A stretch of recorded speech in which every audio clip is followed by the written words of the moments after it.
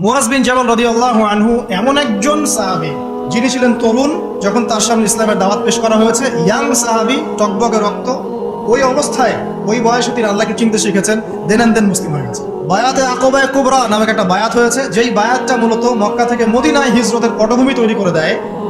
সেই ৭৫ জন সাহাবীর মধ্যে মুয়াজ বিন জাবাল রাদিয়াল্লাহু আনহু ছিলেন অন্যতম প্রধান। ইসলাম কবুল করার সময় তার বয়স ছিল হয়তোবা ১৯ থেকে ২০ বছর। আর আপনি আমাদের জেনারেশনের ১৯-২০ বছরের যুবকদের দিকে একটু তাকিয়ে দেখেন, আর মুয়াজ বিন জাবাল রাদিয়াল্লাহু আনহুর দিকে তাকিয়ে দেখেন। ৬ জন সাহাবী ছিলেন স্পেশাল, যারা নবী সাল্লাল্লাহু আলাইহি ওয়াসাল্লামের ওহী লেখক ছিলেন, অর্থাৎ কুরআন সংকলন করতেন, হাদিস সংকলন করতেন। তার মধ্যে একজন হচ্ছেন মুয়াজ বিন জাবাল রাদিয়াল্লাহু আনহু। তিনি ছিলেন জাহেদ। জাহেদ মানে হচ্ছে দুনিয়া বিমুখ, দুনিয়া নিয়ে তার এত পেরেশানি ছিল না, টেনশন ছিল না। এখন যুবকদের মেইন চিন্তা কি? দুনিয়া না? স্ট্যাটাস, চাকরি, বাড়ি, গাড়ি, সুন্দরী বিবি, এই তো। মুয়াজ বিন জাবাল একজন জাহেদও ছিলেন। জাহেদ মানে বলা হয় দুনিয়া বিরাগী, দুনিয়াকে তিনি প্রয়োজন মনে করতেন, এর ভিতর ডুবে থাকতেন না কখনো। অথচ তিনি একজন তরুণ মানুষ ছিলেন।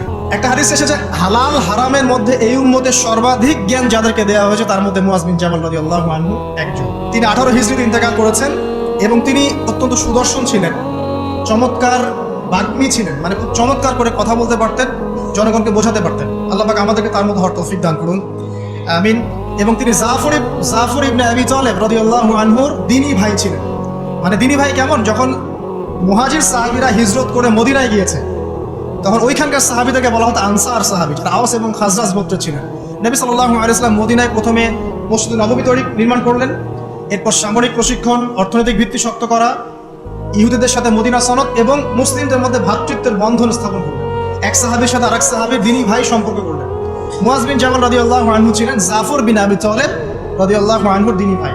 জাফর বিন আবি তালেব রাদিয়াল্লাহু আনহু ছিলেন নবী সাল্লাল্লাহু আলাইহি ওয়াসাল্লামের আপন চাচাতো ভাই আলী রাদিয়াল্লাহু আনহুর ভাই। জাফর রাদিয়াল্লাহু আনহু আবিসিনিয়ায় ওই যে বাদশা নাজাশী তার সামনে সূরা মারিয়াম তেলাওয়াত করেছিলেন, যার তেলাওয়াত শুনে জাফর রাদিয়াল্লাহু আনহু তেলাওয়াত শুনে বাদশা নাজাশীর চোখ দিয়ে দরদর করে পানি পড়তে শুরু করে এবং পরবর্তীতে ওই খ্রিস্টান বাদশা ইসলাম কবুল করেন। আর জাফর রাদিয়াল্লাহু আনহুকে বলা হয় কি? দুই ডানাওয়ালা বলা হয় এই কারণে, জাফর রাদিয়াল্লাহু আনহু মোতার যুদ্ধে শহীদ হয়েছেন। মোতার যুদ্ধটা ছিল রোমকদের সাথে। রোমকদের 2 লক্ষ সৈন্য আর মুসলিমদের মাত্র 3000 সৈন্য। মুসলিমদের মাত্র 3000 সৈন্য আর মোতার যুদ্ধে কুফারদের, রোমকদের 2 লক্ষ সৈন্য। এটা কি যুদ্ধ হয়? কোনোভাবে সম্ভব? ওই যুদ্ধে নবী সাল্লাল্লাহু আলাইহি ওয়াসাল্লাম 3 জনকে সেনাপতি করেছেন, যে আব্দুল্লাহ বিন রাওয়াহা যদি ইন্তেকাল করে, যায়েদ ইবনে হারেসা যদি ইন্তেকাল করে, তাহলে জাফর ইবনে আবি তালেব যদি ইন্তেকাল করে বা শহীদ হয়, তাহলে তোমরা তোমাদের মধ্য থেকে একজনকে আমির বানিয়ে নিও, একজনকে নেতা বানিয়ে নিও। তো 3 জনই আলহামদুলিল্লাহ এই যুদ্ধে শহীদ হন এবং জাফর রাদিয়াল্লাহু আনহুর 2 হাত কেটে পড়ে যায়। প্রথমে তার 1 হাত কেটে যায়, ডান হাত, তিনি বাম হাত দিয়ে যুদ্ধ করতে থাকেন। যখন বাম হাত কেটে পড়ে যায়, তখন তিনি এই ডানা, এই বাহু দিয়ে পতাকাটা বুকের মধ্যে আঁকড়ে রেখেছিলেন। তারপরে কাফিররা তাকে শিরচ্ছেদ করে এবং তার ইন্তেকাল হয়, শাহাদাত বরণ করেন। এবং নবী সাল্লাল্লাহু আলাইহি ওয়াসাল্লাম মদিনা থেকে বলছিলেন যে জাফর 2 জন ফেরেশতার কাঁধে ভর দিয়ে আমাকে সালাম দিয়ে চলে গেল। নবী সাল্লাল্লাহু আলাইহি ওয়াসাল্লাম বলছিলেন জাফর রাদিয়াল্লাহু আনহুকে এই 2টা কাটা হাতের বিনিময়ে আল্লাহ পাক জান্নাতে 2টা পাখা দিয়েছেন। এই জন্য তাকে বলা হয় 2 ডানাওয়ালা বা 2 বাহুওয়ালা। জাফর রাদিয়াল্লাহু আনহুর দ্বীনি ভাই ছিলেন কে? মুয়াজ বিন জাবাল রাদিয়াল্লাহু আনহু। সবচেয়ে বড় কথা হচ্ছে মুয়াজ বিন জাবাল রাদিয়াল্লাহু আনহু একদিন বসে আছেন, নবী সাল্লাল্লাহু আলাইহি ওয়াসাল্লাম নিজে তার হাত ধরলেন। চিন্তা করেন, নবী সাল্লাল্লাহু আলাইহি ওয়াসাল্লাম নিজে মুয়াজ বিন জাবাল রাদিয়াল্লাহু আনহুর হাত ধরলেন, ধরে বললেন, হে মুয়াজ, ওয়াল্লাহি, আল্লাহর কসম, ইন্নী লা উহিব্বুকা, আল্লাহর কসম হে মুয়াজ, আমি তোমাকে ভালোবাসি। চিন্তা করতে পারেন, হে মুয়াজ, আল্লাহর কসম আমি তোমাকে ভালোবাসি। কে বলছেন এই কথা? মুহাম্মদ সাল্লাল্লাহু আলাইহি ওয়াসাল্লাম। এবং এরপর তিনি বলছেন যে তুমি প্রত্যেক ফরজ নামাজের পরে এই দোয়াটা করা ছেড়ে দিও।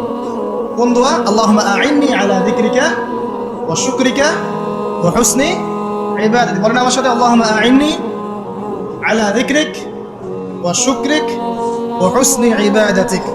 প্রত্যেক ফরজ নামাজের পর হে মুয়াজ এই দোয়াটা করা ছেড়ে দিও। বলার আগে বলছেন, মুয়াজ আমি তোমাকে আল্লাহর কসম ভালোবাসি। মুয়াজ বিন জাবাল রাদিয়াল্লাহু আনহু সেই সাহাবী যাকে নবী সাল্লাল্লাহু আলাইহি ওয়াসাল্লাম তার গাধার পিঠে বসিয়েছেন। সেই পিঠে বসিয়ে তিনি যাচ্ছেন, মাঝখানে কিছু কথাবার্তা বলছেন। যখনই বলছেন হে মুয়াজ বিন জাবাল বলছেন, লাব্বাইক ওয়া সাআদাইকা নবী আল্লাহ, হে আল্লাহর রাসূল আমি উপস্থিত, আমার পিতামাতা আপনার জন্য কুরবান হোক, বলুন। 3 বার বলার পর নবী সাল্লাল্লাহু আলাইহি ওয়াসাল্লাম বলছেন, হে মুয়াজ শুনে রাখো, তুমি কি জানো, হাল তাদরি, তুমি কি জানো মা হাক্কুল্লাহি আলা ইবাদিহি ওয়া মা হাক্কুল ইবাদি আলা আল্লাহ। তুমি কি জানো যে আল্লাহর প্রতি বান্দার কি হক আছে আর বান্দার প্রতি আল্লাহর কি হক আছে? মুআয বিন জাবাল রাদিয়াল্লাহু আনহু বলছেন, ওয়াল্লাহু ওয়া রাসূলুহু আ'লাম, আল্লাহ এবং রাসূল ভালো জানেন। তখন নবী সাল্লাল্লাহু আলাইহি ওয়াসাল্লাম বলছেন, সাল্লাল্লাহু আলাইহি ওয়াসাল্লাম, যে হাক্কুল্লাহি আলা ইবাদি, আল্লাহর প্রতি মানে বান্দার হক হচ্ছে যে আইয়াবুদুহু, বান্দা আল্লাহর ইবাদত করবে, ওয়ালা ইউশরিকু বিহি শাইআ, এবং বান্দা আল্লাহর সাথে কাউকে শরীক করবে। এটা আল্লাহর হক। আল্লাহ পাক আমাদের কাছে এটা পান প্রাপ্যতা যে আমরা শুধু আল্লাহর ইবাদত করব, তার সাথে কাউকে শরীক করব। আর বান্দার প্রতি ওয়াহাকুল ইবাদি আল্লাহ, বান্দার উপর আল্লাহর হক মানে আল্লাহ পাকের দায়িত্ব বান্দার উপর হচ্ছে এই যে আল্লাহ ইউআযযিবু, যে আল্লাহ পাক বান্দাকে শাস্তি দিবেন না, আল্লাহ পাক বান্দাকে কোনো আযাব দিবেন না যদি বান্দা আল্লাহর সাথে কাউকে শরীক না করে। আল্লাহ ইউআযযিবু আল্লা ইউশরিকু বিহি শাইআ, যদি বান্দা আল্লাহর সাথে মানে কাউকে শরীক না করে, তাওহীদের উপর থাকে, শিরক না করে, আল্লাহ পাকের দায়িত্ব যে ওই বান্দাকে আল্লাহ পাক আযাব দিবেন না। তখন মুআয বিন জাবাল তিনি বলছেন রাদিয়াল্লাহু আনহু, আফালা উবাশশিরুন নাস, আমি কি এই কথাটা মানুষকে বলবো না? আমি কি মানুষকে সুসংবাদ দিব না? নবী সাল্লাল্লাহু আলাইহি ওয়াসাল্লাম বলছেন, লা তুবাশশিরহুম, তুমি তাদেরকে সুসংবাদ দিও না, আপাতত দিও না। কারণ ফায়াত্তাকিলু, তাহলে তারা এটার উপর তাওয়াক্কুল করে বসে থাকবে। তাহলে মানুষ এর উপর তাওয়াক্কুল করেই বসে থাকবে, অন্য সব আমল ছেড়ে দিবে। মুআয বিন জাবাল রাদিয়াল্লাহু আনহু সেই সাহাবী যিনি শেষ মুহূর্তে এই হাদিসটা বলেছেন যে যার শেষ কালিমা হবে লা ইলাহা ইল্লাল্লাহ, সে ব্যক্তি জান্নাতে যাবে। এই হাদিসটা যদি মানুষ শোনে তখন তো মানুষ আমল ছেড়ে দিবে, তাই না? এই জন্য নবীজি বলছেন যে এখন সুসংবাদ দিও না, মানুষকে আমল করতে দাও। কিন্তু আল্লাহর এটা হক যে বান্দা যদি শিরক না করে আল্লাহর সাথে, আল্লাহ পাক তাকে মাফ করে দিবেন ইনশাআল্লাহ, তাকে আযাব দিবেন ইনশাআল্লাহ। মুআয বিন জাবাল রাদিয়াল্লাহু আনহু তিনি বলেন যে আওসানি রাসূলুল্লাহ সাল্লাল্লাহু আলাইহি ওয়াসাল্লাম বি10 কালিমাত, রাসূলুল্লাহ সাল্লাল্লাহু আলাইহি ওয়াসাল্লাম আমাকে 10টি কালিমা ওসিয়ত করেছেন, বা 10টি কথা আমাকে ওসিয়ত করেছেন।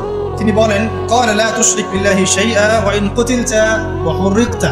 মুআয বিন জাবাল রাদিয়াল্লাহু আনহু বলছেন, নবী সাল্লাল্লাহু আলাইহি ওয়াসাল্লাম আমাকে যে 10টি ওসিয়ত করেছেন, তার প্রথমটা হচ্ছে তুমি আল্লাহর সাথে কাউকে শরীক করবে না যদি তোমাকে জ্বালিয়ে দেওয়া হয় অথবা হত্যা করা হয়। এক নম্বর, লা তুশরিক বিল্লাহি শাইআ, আল্লাহ পাকের সাথে বিন্দু মাত্র কাউকে শরীক করবে না। ওয়া ইন কুতিলতা ওয়া হুরিকতা, যদি তোমাকে হত্যা করা হয় অথবা তোমাকে পুড়িয়ে ফেলা হয়। এক নম্বর। 2, ওয়ালা তাউক্কান্না ওয়ালিদাইক, তুমি তোমার পিতামাতার অবাধ্য হবে না যদিও তারা তোমাকে তোমার সম্পদ এবং পরিবার থেকে বঞ্চিত করে।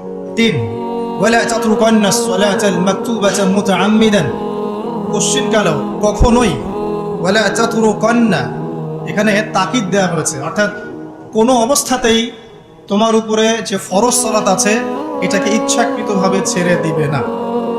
ওয়ালা তাতরুকান্না সলাতাল মাকতুবা মুতাআম্মিদান, ইচ্ছাকৃতভাবে কখনো তোমার উপরে যে ফরজ সালাত আল্লাহ পাক নির্ধারণ করেছেন এটাকে কখনোই ছেড়ে দিবে না। কারণ অন্য হাদিস আছে যে মান তারাকা সালাতান মুতাআম্মিদান ফাকাদ কাফার, যে ব্যক্তি ইচ্ছাকৃতভাবে ফরজ সালাতকে ছেড়ে দিল সে ব্যক্তি কুফরি করলো।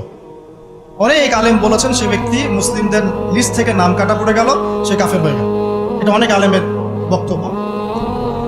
আর এই হাদিসের মধ্যে নবী সাল্লাল্লাহু আলাইহি ওয়াসাল্লাম বলছেন ফাকাদ বারিআত মিন জিম্মাতিল্লাহ, যদি কেউ আল্লাহ রাব্বুল আলামিনের জিম্মায় থাকতে চায় সে যেন ফরজ সালাত আদায় করে। যদি ফরজ সালাত ছেড়ে দেয় সে ব্যক্তি আল্লাহ পাকের জিম্মা থেকে মুক্ত হয়ে গেল। ফাকাদ বারিআত, আল্লাহ পাকের যে জিম্মা, নিরাপত্তা, এখান থেকে সে মুক্ত হয়ে গেল যদি সে ফরজ সালাত ছেড়ে দেয়। 4 নাম্বার, ওয়ালা তাশরাবান্নাল খামরা, কোনো অবস্থাতেই মদ পান করবে না। ওয়ালা তাশরাবান্নাল খামরা, কোনো অবস্থাতেই মাদকদ্রব্য সেবন করবে না।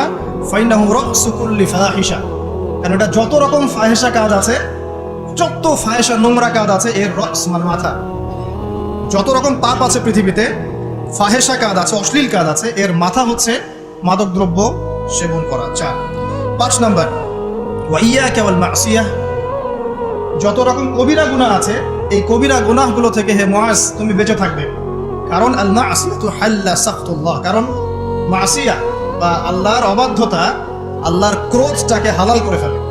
মানে আল্লাহ পাক রাগান্বিত হন যখন মানুষ কবিরা গুনাহে লিপ্ত থাকে। আল্লাহ পাক আমাদের সবাইকে কবিরা গুনাহ থেকে বাঁচিয়ে রাখুন, আমিন। 6, ওয়া ইয়াকা ওয়াল ফিরার মিনাস সাহফি ওয়া ইন হালাকান নাস, যুদ্ধের মাঠ থেকে কখনো পালিয়ে যাবে না হে মুআজ, যদি দেখো তোমার জীবদ্দশায় মুসলিমদের সাথে কুফফারদের জিহাদ হচ্ছে, যুদ্ধ হচ্ছে, তাহলে যুদ্ধের মাঠ থেকে কখনো পালিয়ে যাবে না। ওয়াইন হালাকান নাস, যদি সমস্ত মানুষ ধ্বংস হয়ে যায়, সবাই ধ্বংস হয়ে যায়, তারপরেও হে মুয়াজ তুমি যুদ্ধের মাঠ থেকে পালিয়ে যাবে না। এটা 6 7। ওয়াইদা আসাবান নাসু মাউতুন ওয়া আনতা ফীহিম ফাসবুত, যদি দেখো যে তুমি এমন একটা জনগোষ্ঠীর মধ্যে আছো যেখানে মহামারী দেখা দিয়েছে, যদি দেখো যে এমন একটা অবস্থায় তুমি আছো যে মানুষের মধ্যে মহামারী দেখা দিয়েছে আর তুমি সেখানেই অবস্থান করছো, ফাসবুত, তাহলে সেখানেই থাকো, এখান থেকে অন্য কোথাও যেও না। কোয়ারেন্টাইন, বুঝতে পারছেন? তাহলে সেখান থেকে অন্য কোথাও যেও না। 8 ওয়ানফিক আলা আহলিক মিন তাউলিক, তোমার সামর্থ্য অনুযায়ী তুমি তোমার পরিবার বর্গের উপর খরচ করো। আল্লাহ পাক তোমাকে যে সামর্থ্য দিয়েছেন এই সামর্থ্য অনুযায়ী তুমি তোমার পরিবার বর্গের উপরে খরচ করো। 9 ওয়ালা তারফা আনহুম আসাকা আদাবান, পরিবার বর্গের উপর থেকে কোশ্চিন কালেও আদবের লাঠি উঠিয়ে নিবে না। পরিবার বর্গের উপর থেকে কোশ্চিন কালেও কখনোই শাসন বা আদবের লাঠি উঠিয়ে নিবে না। বুঝতে পারছেন কথা? আচ্ছা। 10 ওয়াখিফহুম ফিল্লাহ, এবং পরিবার বর্গকে সব সময় আল্লাহর ভয় দেখাতে থাকে। শেষের 3টা হচ্ছে পরিবার সংক্রান্ত, সামনেরগুলো আলাদা আলাদা। শেষের 3টাই কিন্তু পরিবার সংক্রান্ত। 8 9 10। 1 পরিবার বর্গের উপর খরচ করো সামর্থ্য অনুযায়ী, তোমার সামর্থ্য অনুযায়ী। 9 কখনোই পরিবার বর্গের উপর থেকে শাসনের লাঠিটাকে উঠিয়ে নিবে না। আর 10 তুমি পরিবার বর্গকে আল্লাহর ভয় দেখাতে থাকবে। এই 10টা নসিহত ও ওসিয়ত নবী করিম সাল্লাল্লাহু আলাইহি ওয়াসাল্লাম মুআজ বিন জাবাল রাদিয়াল্লাহু আনহুকে স্পেশালি করেছেন। এই হাদিসটা পড়তে গিয়ে মনে হলো সকালবেলা যে যদি আমরা সবাই, আল্লাহ পাক তৌফিক দান করুন, যদি আমরা সবাই, প্রত্যেক ব্যক্তি, প্রত্যেক মুসলিম যুবক, তরুণ তরুণী, আবার বৃদ্ধ যারাই আছে, এই একটা হাদিসের উপরে যদি আমল করতে পারি, ইনশাআল্লাহ তাআলা এই সমাজে ইসলাম প্রতিষ্ঠা হয়ে যাবে। দেখুন আজকের খুতবায় এসেছেন, এই হাদিসটা মুখস্থ করে বাসায় যাবেন। খুতবায় আসেন জাস্ট আমাকে দেখার জন্য, বা আলোচনা শুনলে শুনলাম, না শুনলে নাই, এই টাইপের নিয়াতে আসলে কিন্তু আসলে কোনো ফায়দা নাই। একটা হাদিস, প্রত্যেক জুমা একটা করে হাদিস শেখেন, আপনি বছরে 365টা হাদিস শিখতে পারবেন। মানে একদিন যদি একটা করে হাদিস শেখেন, আর জুমা হয় বছরে প্রায় 52টা। 52টা জুমায় যদি 52টা বিষয়ে কথা বলা হয়, তাহলে আমাদের আসলে উপর থেকে ইসলামিক ইম্পোজমেন্টের দরকার নাই, আমরা মসজিদ থেকেই দিন ইসলাম প্রতিষ্ঠা করতে পারতাম। আল্লাহ পাক তৌফিক এনায়েত করুন, আমিন।